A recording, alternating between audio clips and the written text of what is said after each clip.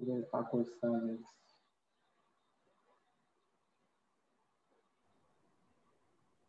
All right, Ricardo, you're cleared to begin.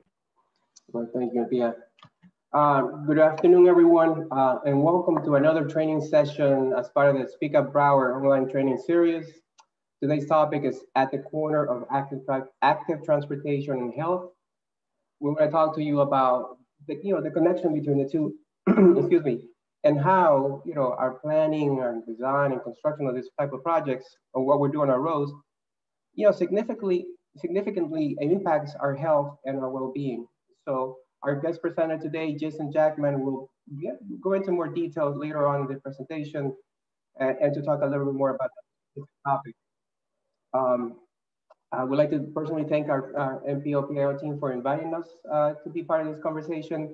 Super excited about it, and really giving us a platform to really talk to you about some of our efforts that we have undertaken to ensure that all modes of transportation are actually taken into account when we do our planning here at the Broward MPO. My name is Ricardo Gutierrez. I am the Mobility Program Manager at the Broward MPO. I will be not only moderating this session, but also be presenting alongside my colleague, Stephanie Garcia. Just as a quick reminder, throughout the presentation, we are going to have some interactive polling questions. So please go to mentimeter.com. And I think the next slide will show you what the actual code that you need to input. So this is the actual Mentimeter website. Please go to the website now and enter the code 8239652. So we'll give a couple of seconds so people can actually log into Mentimeter.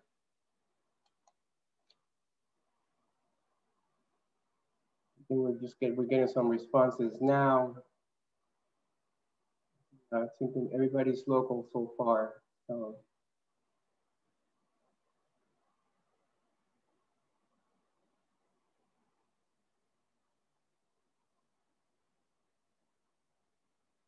Okay.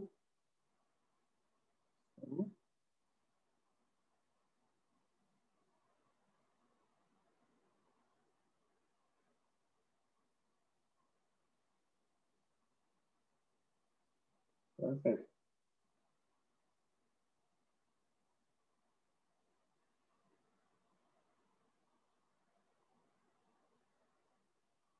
And for our folks who are handling the Mentimeter, how much time do we give our audience to respond to the questions? Because it's still getting a lot of response. Give about 15 more seconds and then we can move on to the next question. Thank you.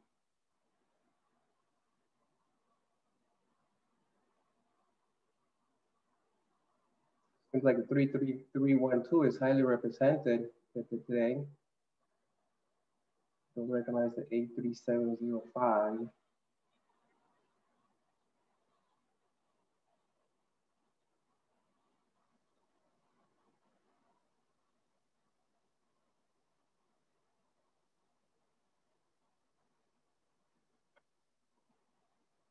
Okay, I think it's we got a good number of responses. I think we can move on to the next question. And the next, how often do you walk or bike each week? How often do you walk or bike during the week? See how active our audience is.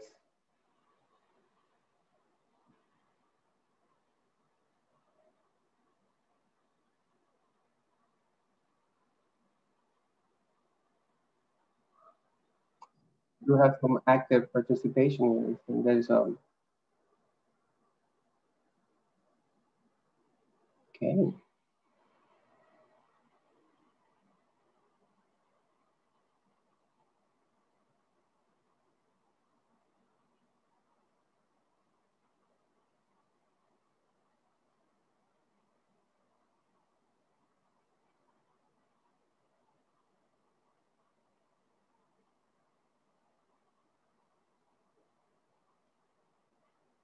Thanks, make sure. I think there's, for the most part, I think we see some activity here. So someone who has some active participants here. Perfect. So, yeah, Next slide. Thank you again. Thank you. Super excited to be here and presenting with alongside some great presenters as well. So today's panel actually is three of us. It's myself, Stephen Garcia, and Jason Jackman with the Center for Urban Transportation Research. So I'll just ask the presenters to talk a little bit about themselves and what the agency actually does. So Jason, if you don't mind, you can start. Thank you, Ricardo. Yes, so the Center for Urban Transportation Research is located in Tampa, Florida, at the University of South Florida. It's a subdepartment of the College of Engineering, and we basically support transportation agencies, transportation professionals, and the community, as well as the public. So we do a lot of different projects, different areas in the field of transportation with the different teams at Qatar.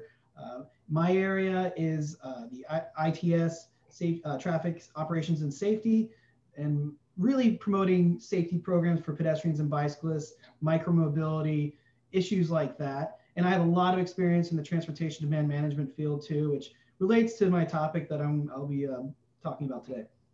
Perfect. Thank you, Jason.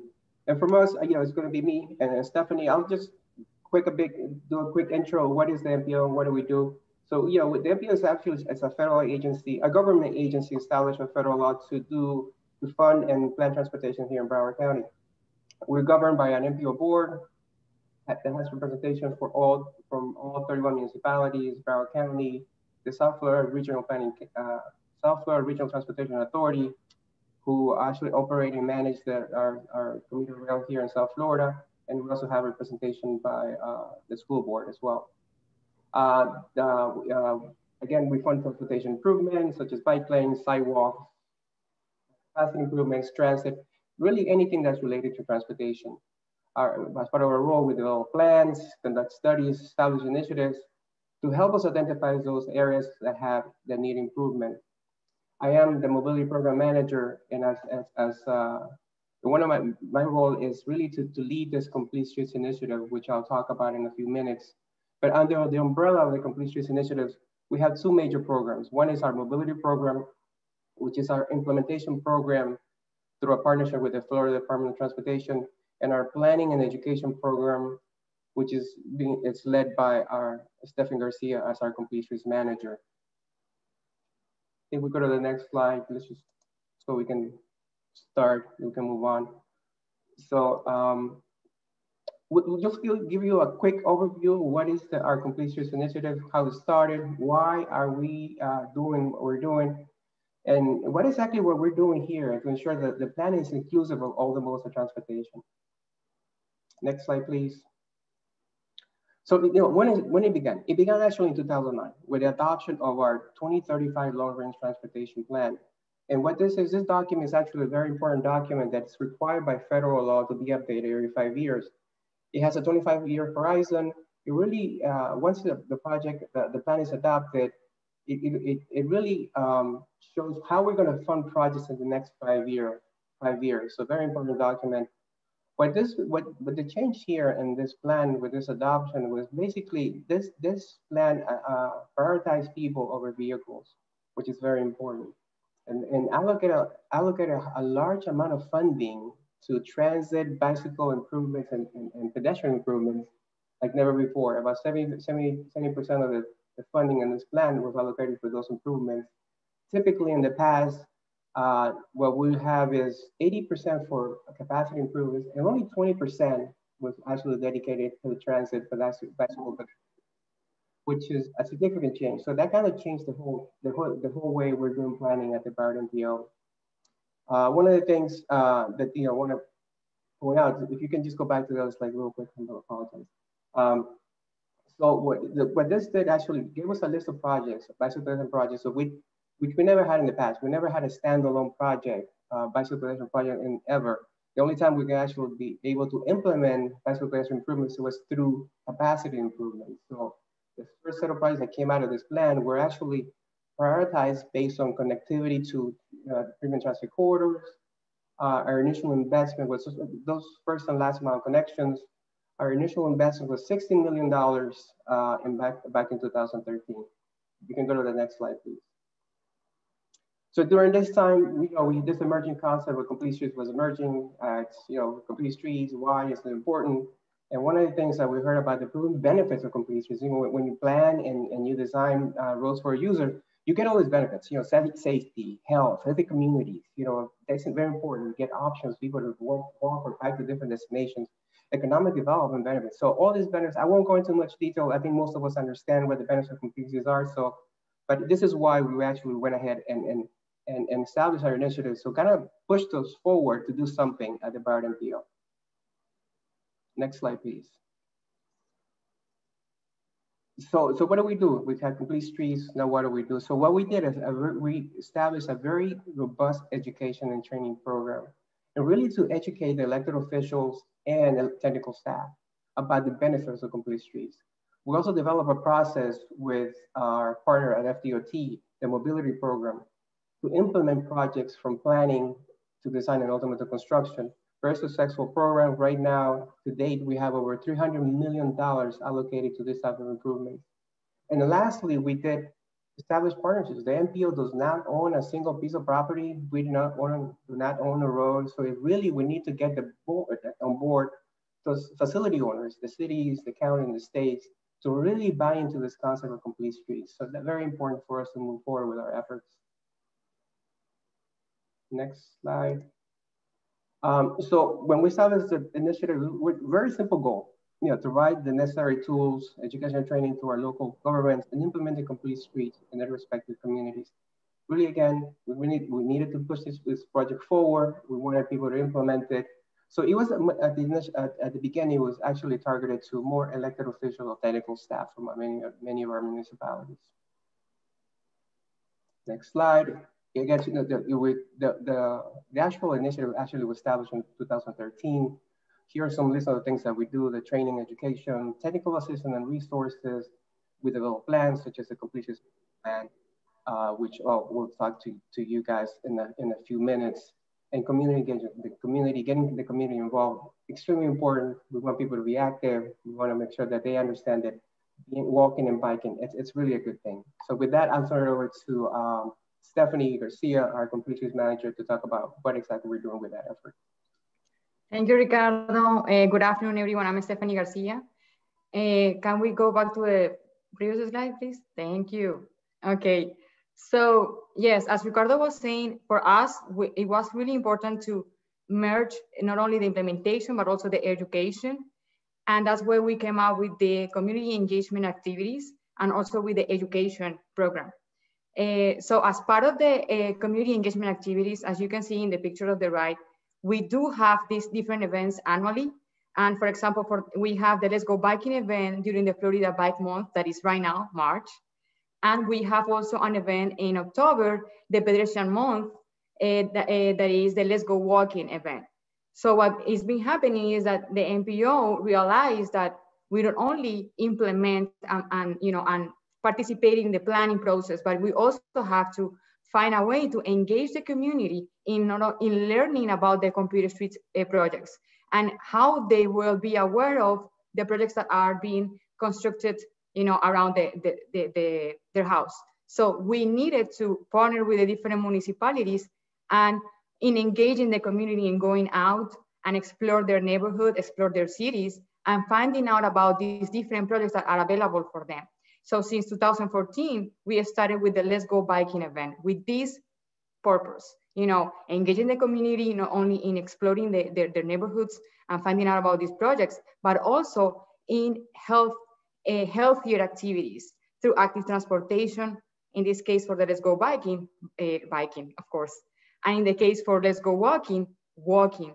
And walking is an experience itself. You get to talk with people, you get to, what is know your neighborhood, know your neighbors. So we thought we have to find ways to engage the community with and link them with the projects that we plan, design, and build with the support of our partners. And if we go to the next slide, of course, it came, 2020. We were lucky enough to actually conduct the Let's Go Biking event in person with the support of the city of Tamarack, but we had to be creative And of course, with the public outreach team, we came up with this idea. Let's host an scavenger hunt, a virtual scavenger hunt. And we were a bit scared because it was the first time for the NPO to do something like this. But you know what? It was a success. And these are some of the pictures that we have from the event. The idea was to engage the community in visiting those destinations, and our job was to link those destinations through the computer street projects that are right now available for people to bike and walk. So we did that job. We created some beautiful maps, and what we did was engage the community in participating in the Let's Go Broward scavenger hunt. And as you can see, some of the pictures, people have fun. We had fun in conducting this scavenger hunt. And that's what we really want. We want people to be engaged in active transportation and also be aware that there are facilities, brand new facilities for them. And if we go to the next slide. Of course, we are in March, right? So we thought we have to do something for the Let's Go Biking event. And that's why we thought, okay, the Let's Go Broward scavenger hunt was really good. We should replicate something like that for the bike month. And that's why we have the hashtag Let's Go Biking event.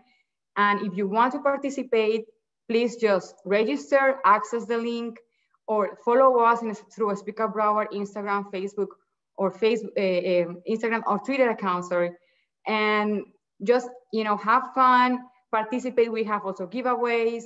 We have prizes from different sponsors and partners.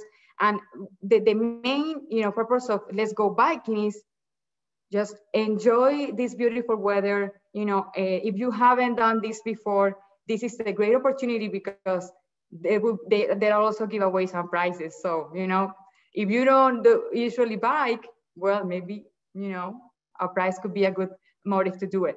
But yeah, so this is Let's Go Biking, a virtual challenge. And if we go to the next slide. Of course, we needed to provide training opportunities to the different local governments. So as part of the education program of the Computer Streets Initiative, we came up with these spaces. So the idea was, okay, we do have technical resources, but how can we bring these tools to the local governments and public in general? So that's why we decided to partner with different agencies.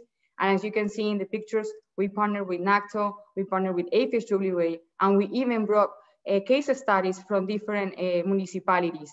For the macro mobility workshop, we brought someone and a speaker from the city of Portland, because we really want the municipalities to be informed and up to date to what is happening around computer streets.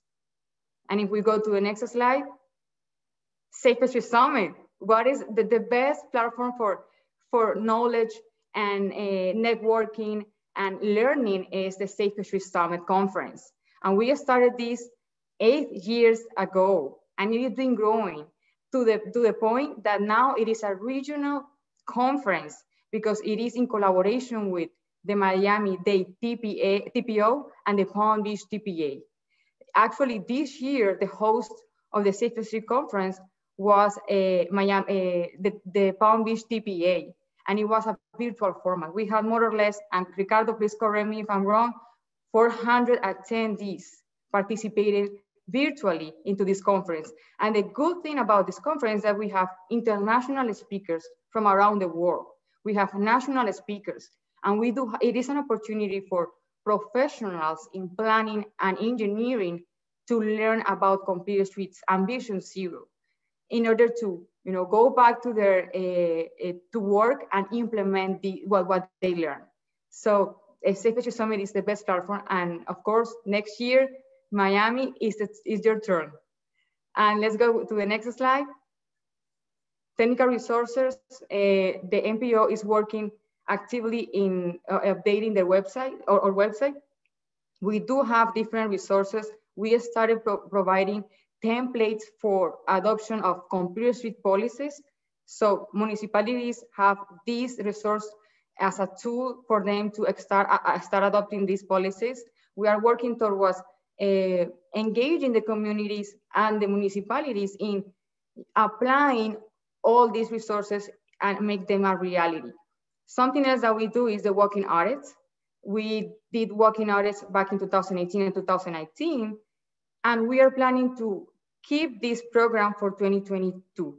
Right now, because of COVID, we had to put it on hold, but we are willing to partner with the municipalities to go walking audits and of course involve the community to make better scopes for better projects in Broward. And if we go to the next slide, partnership is key. We couldn't done all of these things that we've been doing without partners. And that's why partnering with the TPO and with the TPA, and of course, our local partners as Broward County Transit, South Florida Community Services, Alert Today, Alive Tomorrow, DOT, it is important.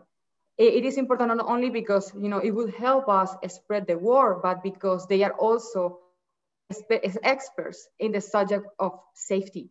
So for the NPO was crucial to have these partners in the entire process of community and engagement and education.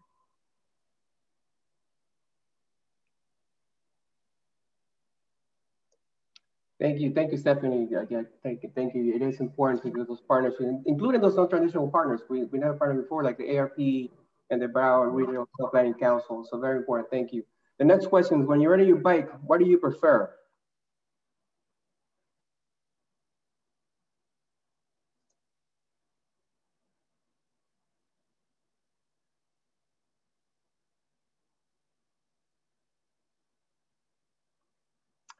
I think we see no surprises here. People like using separated paths, right? If they feel a little safer, goes back to the encouragement. I think we need to provide better facilities. Perfect.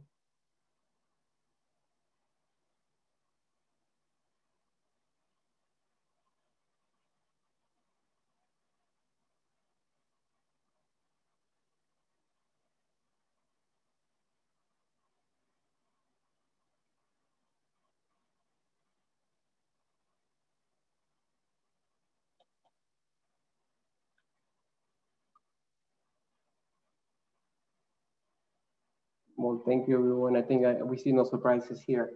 Thank you. So next thing, I'm going to talk about a little bit about the Complete Streets Master Plan. This is one of the latest efforts, something we're really, really proud of. So if you can go to the next slide, please. As you know, as I mentioned before, our initial investment in this type of improvements, bicycle pedestrian improvements, was really given those first and last mile connections to transit. So back in 2018, we thought about, is this really what we want to do? Do we need to? Is there any better ways that we can actually identify projects? So we started the Complete Streets Master Plan back in 2018. The purpose was very simple. We wanted to guide future investment in complete streets.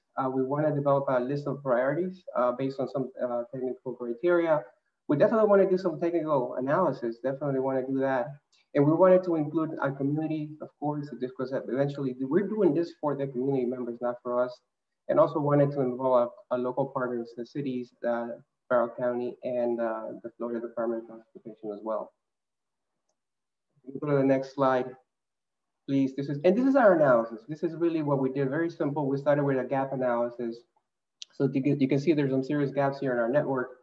But one of the things that we did different for the gap analysis perspective, we actually what was considered before as a bicycle-friendly infrastructure, we actually consider that a gap. Before, a 3-foot shoulder was actually saying, okay, there is a facility there. A 14-foot outside lane was also considered a facility. And so we said, no, those are gaps because nobody's using those facilities. So those are gaps. We need to make sure that we recognize those as gaps, not necessarily facilities. And in addition to that, we actually 4-foot bike lanes. Again, we consider those gaps. Not many people are riding on 4-foot bike lanes, especially when you're next to a heavily traveled road with higher speed. So definitely, again, the 4-foot bike lanes were considered gaps in our network because we really needed to step up our game and really provide some better facilities. Next slide, please. So we started with our demand analysis. We need to look at areas with higher demand, with areas with higher number of destinations like employment, retail, shops, parks, trails, and schools, and areas with higher population and density. So that was our initial analysis. And then the next slide, please. Then we looked at equity areas of equity analysis. We look at areas where high number of concentrations of historical vulnerable populations, where are they located? The indicators that we use, I think you see them on the screen right now: income, educational attainment, age, race, households with 0 cars. So really the areas where, typically people who live in these areas rely on walking and biking and transit to get around. So when we overlay this to analysis, if you don't mind, if you can go to the next slide, please. We're starting to see some areas of investment. So areas where we have higher demand and we have higher equity. So we started thinking, well, this is a good idea to start looking at these areas for investments. So if you go to the next slide, please. And this is the result of our analysis. Really, this tight network of facilities with high number of destinations, while prioritizing investments in areas with higher vulnerable populations, really kind of matching the needs and the demands, connecting people to different destinations within their communities. Something that we sometimes we forget. So definitely, I thought we had a good approach here. We had extremely good feedback on this from our MPO board, TAC, and CAC members. Because one of the things that we typically forget, the short trips really matter. Because sometimes we concentrate on those commuter trips, going to work, when in reality, only 20% of the trips, daily trips are for work. We do things outside of work. We go to the gym, we go to the parks, we go to the restaurants, we take our kids to school, to soccer practice. So the whole idea behind this bundle area approach is really to create those site network of facilities that provides access to different destinations, not necessarily to go to work, really taking care of that 80% of the daily trips. Next slide, please. Just quickly, our Complete Streets Master Plan, community outreach is very successful. One of the most successful public outreach plans in the history, actually, of the Broward MPO. We engage with over 1,300 residents and stakeholders, which is an amazing. You guys in the planning field know that if we get 40 people at a meeting, we're high-fiving each other. So this one, 1,300, was amazing accomplishment. It made possible through, again, our PIO folks here who actually are hosting this type of events. With just different methods and strategies, social media, online service, and in terms of meetings, very successful. One of the things that we heard from the public, the biggest complaint is incomplete networks. Again, that kind of validates our efforts with the Complete Master Plan bundle area approach. And the facilities, they're not comfortable enough. So one of the things that we're staying away from on-street facilities, and if we are going to on-street facilities, we want to have some buffers, some areas, so people can actually use them. Of course, pedestrian lighting, traffic calming measures. And also one of the things that they want to be able to walk to different destinations within the community. Again, it kind of aligns very well with our bundle approach with the Completion Master Plan. So this validated some of our recommendations and actually the entire Completion Master Plan. So we really, I think we were hitting the mark when we actually spoke to the public. Next slide, please. Quickly about our mobility program. We go to the next slide real quick. This is our partnership with the Florida Department of Transportation. As you can see, we have projects in many phases through of implementation, about 77 miles of program-ready projects. These are projects that are not yet programmed, but have met all the program-ready requirements. We have program projects in design, construction, and we actually have completed since 2013, 46 miles of bicycle facilities. So that's a great accomplishment here. Go to the next slide, please. I just want to highlight one project, because I know we have a whole bunch of projects that we would like to talk about, but this is the one that I'm really excited about. This is currently under design. This is a state facility. It's a major corridor. The university directed in the city of Miramar, when we're actually addressing the needs of everybody. We have 7-foot buffer bike lanes on the road. We have a 10-foot path on one side of the corridor to really address the needs of the pedestrian, of course, and also the more timid rider, cyclist, or with less experience. Maybe families want to use it as well. But the reason why we chose that side actually is because there's this actual purpose for that, because that's where the destinations are. So we're actually providing direct access to many destinations along this corridor. So there's restaurants, there's shops, the places of workshops, and things like that. So really, I think is going to benefit not only the people who live in along this corridor, but also the businesses that are along the corridor as well. So the next slide. This is how we measure our success. These are the metrics that we've chosen to really see if we're getting the return on investment, something that we want to show our board, because we are making big investments in complete streets. Like again, we're almost at $350 million in investments in this type of improvement. So our metrics that we're using is crash data, speed studies, standard ABTs, and bicycle pedestrian counts. The next, and just to end our presentation quickly, this is our investment, a total investment in complete streets. This shows what our active transportation network will look like in about 7 years. It includes some different funding mechanisms that we have at NPO, including our complete streets and other localized initiatives program, which you see on the green. Tiger, we actually were awarded a Tiger grant back in 2016, currently under construction. Our mobility projects, which are the ones that actually came out of the 2035 long-range transportation plan.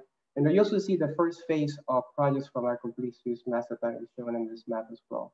So when this is all done, we'll be adding about 301 miles of facility miles to our active transportation network. So that's pretty exciting.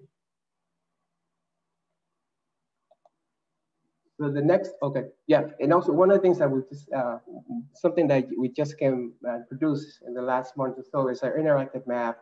Please use your smartphone to scan that QR code, go to our page. This is a super exciting map, not only shows the facilities, but also rates the road based on interaction with traffic. So you can pick the route that best suits you based on your skill level and your experience level.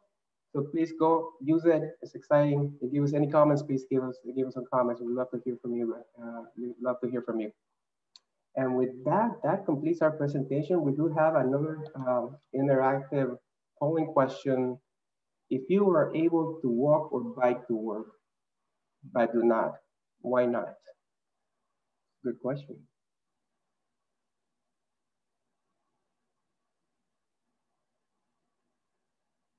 This is open for,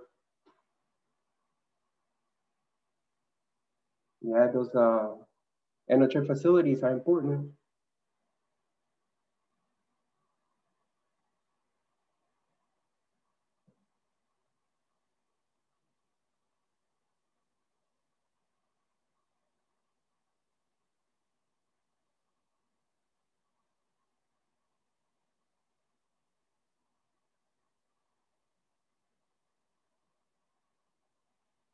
Wow. Well, by connecting those showers, then NHR facilities are important. Something that we sometimes forget. But thank you so much. Great responses here. I think we have some work to do. We're doing some good work, but we can do better. I don't know if we can do anything about the sweat though. That's important. And with that, I'm going to turn it over to Jack. Jack, please take it away. Thank you, Ricardo. Yeah, awesome presentation, and I love the idea of the complete streets you're working on, and all the active transportation, education, and safety that's going along with it. So awesome to see that. What got me into transportation, I used to work for the County Parks, Recreation, and Conservation Department, working with people and their health and connecting to their homes and biking and walking, and I realized that the infrastructure wasn't always there, and that's one area I was like, you know what, I'm very interested in this, and that was 20 years ago, and here I am today, just still talking about it, but I'm very happy to be here talking about active transportation and health. Next slide, please. So with active transportation, I'm going to talk about how it relates to your health, the programs that we've done over the years. I'm not going to name all of them and go through all of them, just kind of, just pointing out what we've done in the past and the different partnerships we've gained and followed along, and how they contribute their efforts and reciprocate to transportation and health. So it's very interesting to see how the state of Florida and all the counties are doing different things and coming together at the same time. And it's really a good time for active transportation in Florida. Next slide, please. So my question to you, and again, I don't need any answers right now, just think about it during the presentation. And I know Ricardo and Stephanie had talked about this briefly, but what does your community need to do in order to be more active transportation friendly? You know, there's promoting transportation events, innovative infrastructure opportunities, outreach, education with the public, you know, getting the public's voice on what they want and need. I think that is really a top priority, because if they don't want something, you know, unfortunately, that can cause a lot of trouble down the road. And I will talk about that in some slides from now. Next slide, please. So active transportation, obviously what it sounds is any self-propelled, human-powered mode of transportation, such as walking, biking, rollerblading, actually scootering, you name it. If it's getting your heart pumping and you're self-propelled, it's active transportation. And unfortunately, you know, there's a new culture that is lacking physical activity, not culture, but new generation. And we need to pass that torch to the next generation, say, listen, we are building in our communities connectivity, bike lanes, sidewalks, you know, bike trails, wherever it may be, you know, you need to use it. So we really need to train the next generation to use these facilities and really encourage them, and not just say, well, they'll figure it out. There needs to be an education effort to get people out there. And there's that E I'm going to talk about a few times, encouragement. It's big, encouragement with transportation. Next slide, please. So Florida health, yeah, in Florida, only 36% of adults are at a healthy weight. And by 2030, which, believe it or not, that's in 9 years, almost 60% of Floridians will be obese. Now, we can change this trend with our infrastructure, the built environment, connectivity, the way we, you know, promote transportation as active transportation. Again, active transportation is not going to fill that full need of physical activity for oneself, but it's a missing piece. It's a good piece to getting more physically active and having that be a part of your transportation. Next slide, please. These are the self-reported obesity among US adults by state and territory. And, you know, if you look at Florida, we're in between the 25 and 30% mark. And there's 13 other states that are also included in this. The only state, well, also you have DC, but you have Colorado between 20 and 25%. So as you can see, you know, we're kind of teetering on that 30%, 35%. So we really need to bring these trends down, especially in Florida, again, with all these new bike trails, bike facilities, multi-use paths, promoting active transportation and complete streets efforts. There's no reason why we can't be out and be an active state in general. So we're looking forward to really promoting this. And by 2030, we don't want that 60%. We want to bring that down for sure. Next slide, please. So the next few slides, I'm going to talk about some of the active transportation programs. And these all apply to health, community programs. But I'm going to talk about Safe Routes to School, some of the mobility programs that are going on throughout the state, health and safety, community walkability programs I've participated in, and also Love to Ride. If you haven't heard about that program, it's pretty interesting. Next slide. So Safe Routes to School, this is a program I used to work on in the Tampa Bay area and regionally in the Tampa Bay area. 1 out of 3 kids are now considered overweight and obese. You know, when I approached the schools to work with them, at first they were really reluctant. They, you know, we have kids walking and biking to school. We don't need a real transportation program like this. And I promoted the walking school bus and bicycle train program. And one of my angles was, you know, we're not only promoting safety, but we're promoting health, and we're promoting congestion around the school. And when I said congestion, you know, reducing congestion or helping reduce congestion, you know, the traffic lines at the car line at the school, that really got the principals, all the principals. They're like, what? Okay, let's try it. So that was my in. And sometimes it's what you say that can really put you to the next level working with schools. And I love this program. It took leaders at each school, but it's something that you promoted to not only the school, but the parents too. And the way I tell it is, you want to change behavior. You want to show by example. You set an events going on, like a bike to school day or walk to school day. You're not just promoting an event, but you're promoting a behavior change. You do a couple of those, and the families realize, you know, we can do this more often.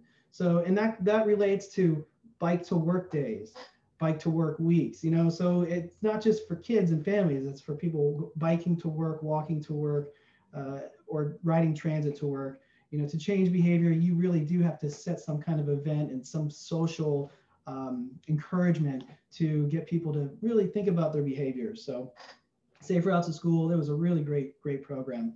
And, you know, with promoting walking and biking to school with students, it's not going to give them the full physical activity that they need per day. It's 60 minutes per day, but it gets them most of that physical activity. And when they get to school, they're ready to learn. They feel better. And I've talked to many families. They go, you know, it's the best time of my day, where a lot of the parents say, I get to talk to my kid walking and biking to school. So not only are you promoting physical activity and walking and biking to school, but you know, it's that connection, talking to other families, talking to their parents. And you don't get that very often. That used to be the dinner table. Now it's walking to school. Next slide, please. Just a little story about public engagement and involvement. This was a community project for just a sidewalk, connecting a community, a nearby local community neighborhood to the elementary and middle school. And there was kind of some backlash from the community, because they're like, well, hey, if we build this sidewalk, we're going to lose our school busing, which was not true. We're going to lose our school busing, and I don't know how this is going to help our community. This is coming from the community. One parent said, how is this going to make my kid healthy? You know, so there was really no correlation between a sidewalk being installed and really promoting health and wellness and connectivity and active transportation. Next slide, please. So there were public meetings. I was at a number of these public meetings. It was really loud. Again, this was about 10 years ago, but it was one of those cases where, you know, people learn from this. Not only, you know, county employees, but city and a lot of the advocates, they realize public engagement is really important to just even building a sidewalk. And next slide, please. So they built the sidewalk, you know, after a lot of talking with the community and really figuring it out and communicating it well after the fact. They built it, and guess what? Kids were walking and biking to school with their families, and across the street from the school, there were stores they were walking to, the ice cream shop they were walking to. This is just one example of, hey, we built a sidewalk, we created this form of active transportation that a community may have not had, you know, just getting outside their neighborhood. And sometimes that's really special to children too, getting outside the neighborhood, discovering and going on a journey with their family. So if you can do it by foot, amazing. Next slide, please. There are other programs around the state. This is the Safe Mobility for Life Coalition. It's mobility focused for Floridians aged 50 and up. And they really promote safety, but at the same time, you know, there is this aspect of, you know, how can you get from one place to another, and what's some feedback they can get from these participants and the people who are included in this. And it's creating more equity for older pedestrians. So again, we're not just promoting safety here. We're saying, hey, if you are walking, you know, think about your health. You know, how often can you walk per day for your health? Because, you know, that's what you got to think about. And then, you know, how can you be safe doing it? So there's a tie-in to safety and health when it comes to these different programs. And this is a statewide program throughout the state of Florida. And they're doing a good job reaching out to communities. And there's a website there, safemobilityforlife.com. You can check out more about that, what's going on there. Next slide, please. One program I worked on was the Alert Today Florida program, which is a comprehensive bike and ped safety program. Worked in 25 priority counties throughout the state of Florida. And we had so many different campaigns. They're all, you know, gearing around safety, but we had a great partnership with the Florida Department of Health, promoting the health benefits of walking. And one year, which wasn't recent, but one year, we gave out pedometers, these little square pedometers, and you have to shake them up and you get your steps. Well, unfortunately, those are obsolete now. We have our apps and our phones now. But you know, it's interesting how that time, you know, you just remember like that pedometer meant something to somebody. And while you can promote safety, you are promoting those health benefits too. So we had a really good partnership with Florida Department of Health while we were working on it. Next slide. locally in Tampa Bay, I had an opportunity to partner with the Florida Department of Health on a Walkability Day campaign. We asked citizens around the Tampa Bay area to conduct walking audits in their neighborhood.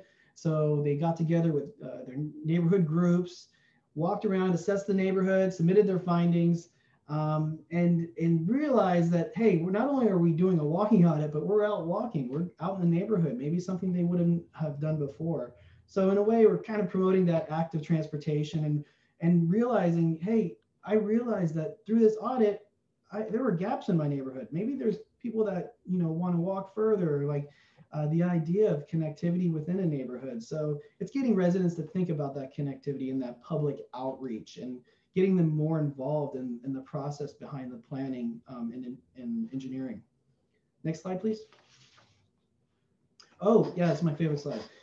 So this was me probably back in March when I realized that I'm working from home, 2020, and realizing that, wow, I had Florida Bike Month all planned out and I don't know what to do now. And that's the big thing with Florida Bike Month. Back when I started working on some of these transportation programs, it was always Florida National Bike Month in May. And as you know, being in Florida, May is probably not the best time because it rains more often than not. So March is the best time for biking, as I think we heard from Stephanie. But yeah, so promoting Florida Bike Month in March went downhill. So I go, what do we do? What can we do to promote this in our communities? What can we do to promote biking, get people out of their house and away from their computers? So next slide. We had Love to Ride. Love to Ride is a challenge. It's a online platform that gets more people biking. Currently engaging more than 500,000 people around the world. It's a good platform to use. You can go up and register. It's free. Next slide. It's kind of a gamification style tool. So you achieve more bike riding through that. You can work with the communities. You can have your own matrix that you can set, but you earn points. You earn points by encouraging others to ride. You earn points, through different means, riding your first 10 miles, but it doesn't take much. And that's the idea. We want to get people biking that haven't biked in a long time.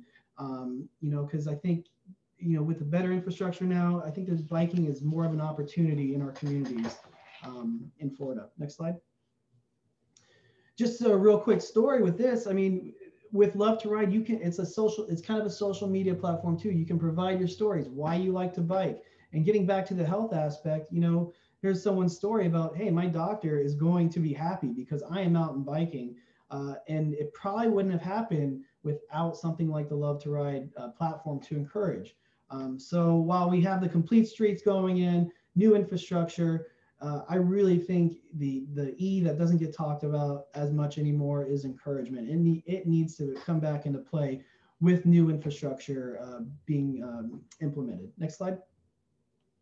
With Love to Ride, you can use the different applications like Strava, Map My Ride, Ride GPS.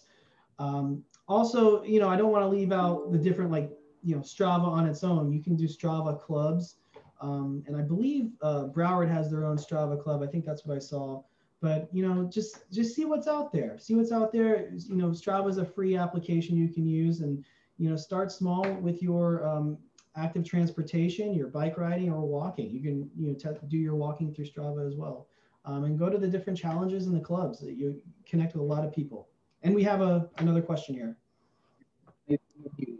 Thank you. Yeah, our next following question, what app do you use to track your progress? Strava, Map My Fitness, Fitbit. Let's see what type of responses we get.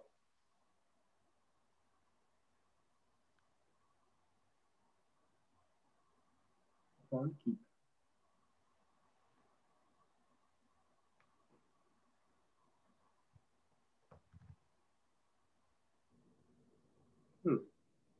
Wow. Strava seems to be the most popular app that's being used.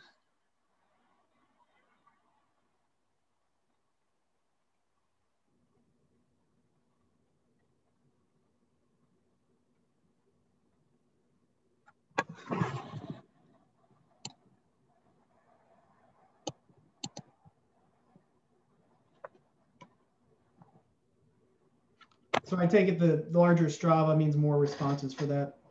Mm-hmm. Okay. Thank you for your process. Jason, back to you. Okay, thank you. So yeah, I kind of talked about active transportation, but what about, you know, the transportation demand management world, or even the transportation options and how that applies to active transportation? Next slide, please. You know, with transit, you got to think about the first mile, last mile. And many of you probably already know this, but you know, you bike to the transit stop, you leave your bike, hop on the bus, and then you get off the bus and walk the rest of the way. You know, there's a form of active transportation with transit, and with better connected sidewalks to the transit stops, you know, that can only increase because you might have more opportunities to bike further and walk further. Next slide, please. E-scooters and bike sharing. I know you're thinking like, well, how is this active transportation? Well, obviously with bike sharing, you hop on the bike and you're pedaling. But what about e-scooters? You're scooting with the e-scooters as well. But think about those short trips. You know, you take those short trips, maybe those longer walks after those trips. You're reducing vehicle miles traveled, obviously, with, you know, by not driving to your destination. And think about scooters near recreation. You know, you're using it for recreation purposes. You might scooter to a local park or nearby park that you may have not have that connection to by being in your motor vehicle. So it's providing more flexibility to your transportation route, but also kind of being outside the box, outside the car when you're using scooters. You know, it gives you more options to be more physically active. Next slide. You know, and you think about the numbers for scooter drivers or even bike share. You know, 84 million trips in 2018. Again, those numbers probably doubled or close to doubled in 2019 and early 2020. But you got to think about more than 50% of the trips on a program that I worked on recently, evaluation for e-scooters. More than 50% of those trips were social. So in a way, you know, being social, it has this health aspect to it, you know, being out in the community and giving you a reason to get out there. So if e-scooters or bike sharing are a reason why people are going out, hey, that's a really good health aspect, and it really provides more quality to the area that's being improved, whether it's the parks, the local infrastructure. So there is some really good backup for the producing active transportation for the community. Next slide, please. And car sharing, just a few more slides. Car sharing, yeah, how's this promote active transportation? Well, if you don't own a car and you rely on a car sharing program where you take the car out maybe once a week to go grocery shopping and that's all you use it for, you're saving a ton of money. And then B, you can buy a bicycle on your own and use your biking for local commuting. So there is some element to active transportation in this multimodal aspect. So, and I was a car share, customer too. And I definitely understand that, hey, we don't use our car all the time and it sits in the parking lot. Majority of the time we're not driving. So, you know, it makes sense that, you know, think about your driving options and maybe you don't need that car. Next slide, please. Ride sharing, you know, hailing a ride share service. How does that reflect active transportation? Well, one thing I found with not only myself, but people I know, and again, this is just a side note, you know, you save more money the further you walk, you know, and depending where you walk. So you could save a couple bucks by walking a couple blocks. So especially if you're just going to these short trips, you know, 5 minutes away, hey, what's to save you a couple bucks just by walking a few blocks? So just think about that too, how ride sharing. Again, more research is needed for this, but I think it definitely contributes to active transportation in one way or another. Next slide. Health in all policies. So this is a part of the Healthy Community Champions recognition program with the Florida Department of Health.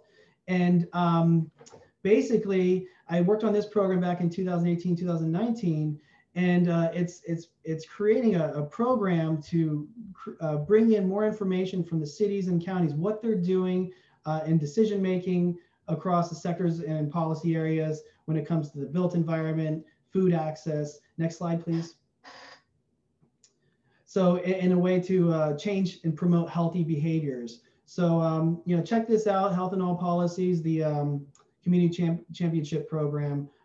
You can go to this through the Florida Department of Health. Next slide, please. And then finally, if you're asking, well, what's a good workout? What's not a good workout? As far as physical activity and active transportation, moderate workout, again, ask your doctor first before doing anything, but 150 minutes per week, that's about a moderate workout, walking or biking. Next slide, please. And then a vigorous workout, 75 minutes per week, that's jogging and running, but you can definitely add any of this jogging, running, biking to your transportation, commuting, maybe getting away from your desk at home and getting that afternoon run or jog in. So, but that's all I have. Next slide, please. And thank you very much. I really appreciate the opportunity to be a part of this.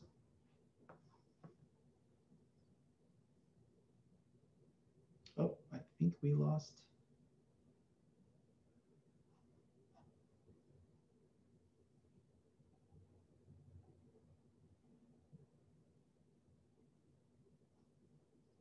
I think we lost Ricardo. I think we did too. If we can go to the next slide, please. So we do have a question for the panel. Jason, I'd actually love to ask, actually, I'm going to ask Stephanie this question. What can the public do to help advance Complete Streets projects in their communities?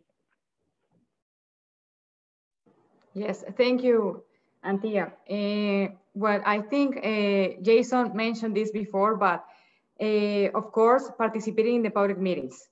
It is important for the community to attend the public meetings. And I know sometimes it's difficult because it's at 5 or at 6 p.m. And some of us, are just getting out of work.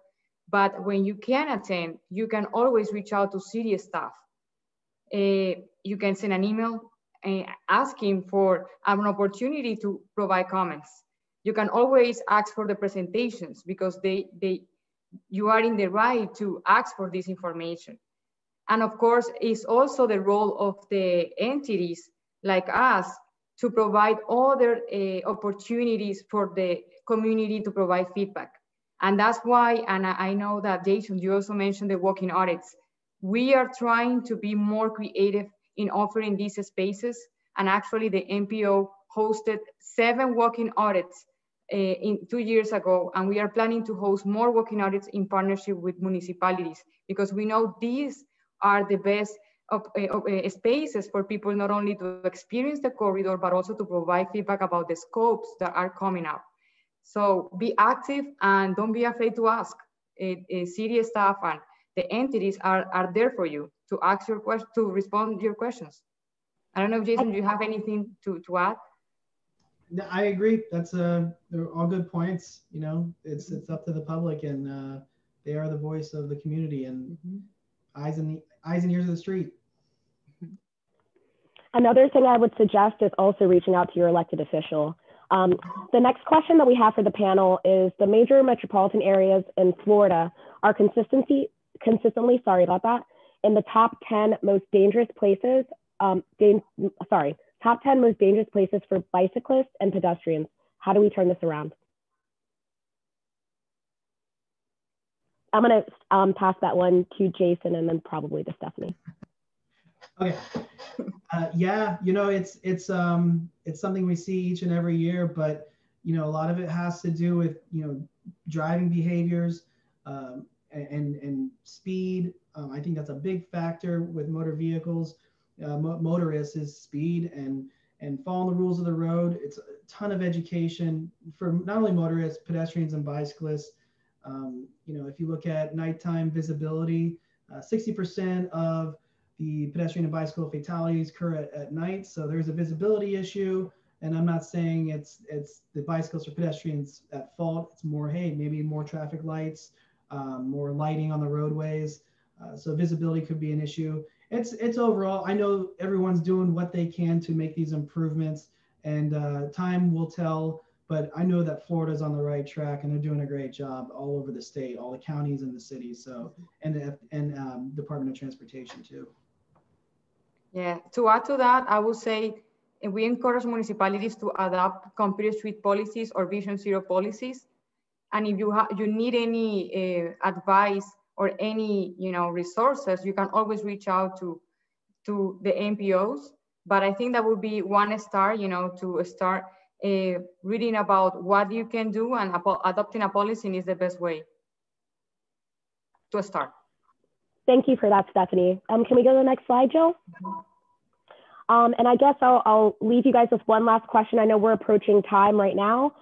Just quickly, what is one suggestion you would give to someone to help them get started walking or biking? Okay, super quick. I would say identify those places within a mile or 2 miles from your home and see if you can walk or bike there. I would say take the risk, just walk to the nearest park or to the nearest grocery store one time and see how you feel. And then try going on your bike. And if you feel that you can do it by yourself because you don't feel safe, go with someone in your family, or go with your husband or your daughter, or go with a friend and try it, because the experience will be really worth it. Feeling the fresh air when you're biking, or just meeting new people. So that would be my advice. Choose the place and do it. I also shamelessly will plug our MPO bike map. If you are looking for safe ways to get places, we do have that resource. Jason, do you have anything to add to that before we wrap up? Yeah, just try getting on those walking, biking apps and start slow and pick up that pace. Don't be stagnant with your walking and biking. If you feel like you can push yourself a little more, do it. And you might get some more physical activity out of it. And at the end of the day, you're building to something greater, which is better health. Excellent. Jill, can we have the next slide? So for those of you still on the webinar, if you are looking for more information or would like to connect with Jason, Stephanie, or Ricardo, there are QR codes on the screen. All you'd have to do is open your phone's camera app, hold the phone up to the screen, and it will have a link that pops up so that you can access the QR code. Thank you so much, everyone, for joining us today for the Speak Up Broward online event. And again, there is 1 CM credit that is approved for this event for those of you AACPs on the call. Jason, Ricardo, who I think he's having connection issues, and Stephanie, thank you so much for being with us for this conversation today. Thanks, everybody, and you guys have a lovely afternoon. Thank you.